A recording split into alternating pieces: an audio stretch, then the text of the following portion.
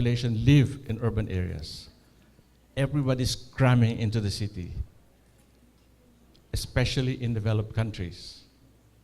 Why? Because there are more people here in developing countries, and they're all cramming in the city. Every day, increasing number of dwellers puts pressure on urban land, resulting in uncontrolled expansion of cities. And this has caused urban sprawl and the high cost of transportation and long commutes. Take urban sprawl, for example. I remember a couple of years back, there was a newspaper that was probably didn't understand what it meant. Urban sprawl in the south of Manila. I mean, headlines, you know, banner, as if it was something to be proud of. He was actually talking about development, but urban sprawl is a negative term in terms of planning. It creeps into virgin land, erodes whole communities, wipes out prime farmlands. Rapid urbanization puts pressure on all these resources that affects environment and public health. Urban space, therefore, has to be recognized as a very precious commodity. Human activity has to be well thought of and managed. The big question to ask, how do we create a sustainable city? One concept is what they call the dense city. And based on the assumption on spatial planning, which is urban space, they think that this is enough. This is the approach of many designers. Unfortunately, spatial organization is not enough. That's why we end up with cookie cutter solutions to the growth of the city. Now take note, watch this. This is something that you encounter and you're familiar with. What happens? We have loss of cultural identity. This was mentioned by our previous speakers. And don't you know this? Many of you, in fact, I might as well say, all of us travel. When you go to different countries, different cities, cities are getting to look alike. What could that be? Could be Singapore, it could be Texas, could be Germany. And they're all losing identity, which is so important. In fact, that's the reason why we travel, right? We go to another country to see something different. But if they're all going to look alike, it's not fun traveling anymore. Okay.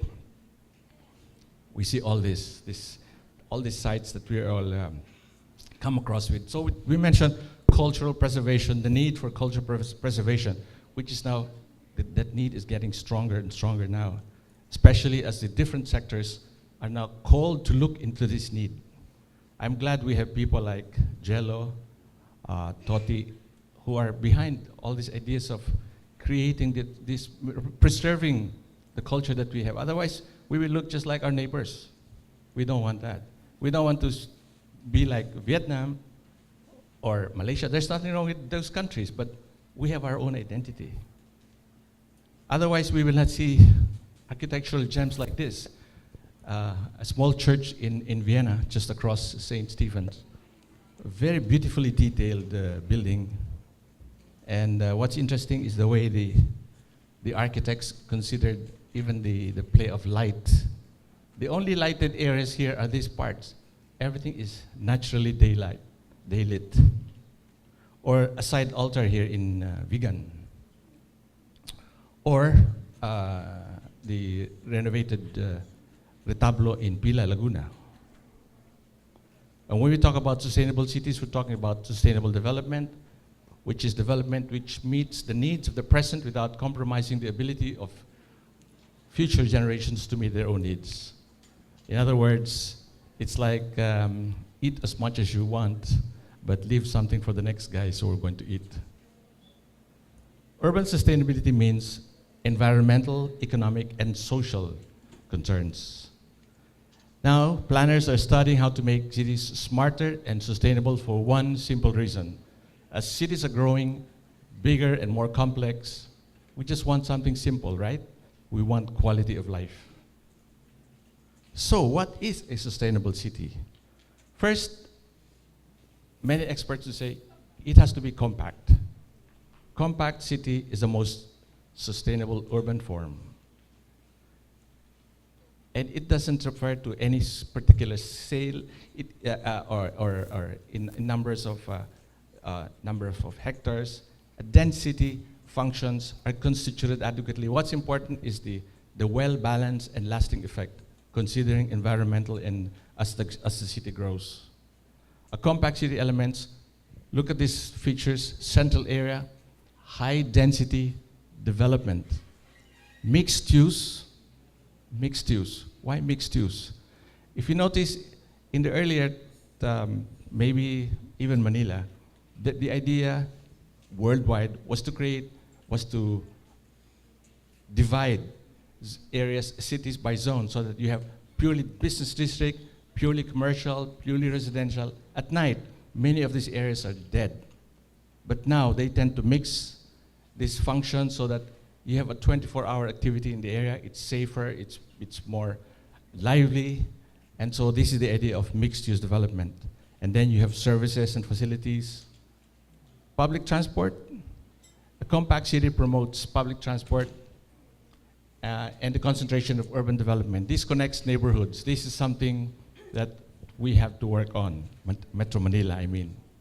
Mass transit reduces volume, impact of through traffic. Cycling, it's possible. These are train systems that cross the city. Congestion and pollution are reduced, sense of security, conviviality of public space. This is a train, well, it's a tram that goes through the city. This is in Freiburg, Germany, the solar capital of Europe. And it's very interesting. If you notice, you will just probably look at the tram. You notice that the ground is covered with grass. Apparently, it has an effect on the train, on the sound, so that in fact, you could stand right there and the train will just pass you by and you will hardly hear a sound. It's a very quiet and it doesn't move so fast, so it's safe. Of course, unless you stand in front of the train.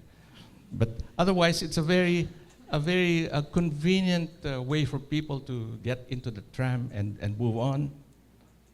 Look at these figures here. In Melbourne, I think that's where Jello studied, was it, or Sydney? Was it Sydney? In Melbourne, look at the mass transport system. That can accommodate 80% of the population. In Manila, how much do we have? 10%. That's why we have so much crime. We need more. We need more, how do you call it, cars, right? In Hong Kong, look at the proportion they have. 18% only goes to private. The rest go to public. That's how important, that's what emphasis they give for transportation. That's why, well, we're in a mess. I don't have to say that. We can all see that, right? Very interesting. This is also this is in Frankfurt. Very interesting. They have their own version of our jeepneys, right? Also, compact cities are community-based. So this is where you meet people, they meet face-to-face, and this is what makes the city alive. Proximity, I'd like to see more places like this that are accessible to people in the city. You have natural landscape, urban. A place like this reminds you so much of European cities and many cities in the States too. There is a difference also. People say compact, but isn't that, doesn't mean over-concentration? No, this is over-concentration. This is not a compact city. This is housing in Mexico, or this. We all have been to Hong Kong. Can you imagine seeing there, I mean, living in one of these places here, and well, the stress of living day to day is already complex already, but if you live in the city, you'll be more stressed further. Now, imagine Manila like this. They say, what else can you do in a place like this with it's concrete jungle, they say.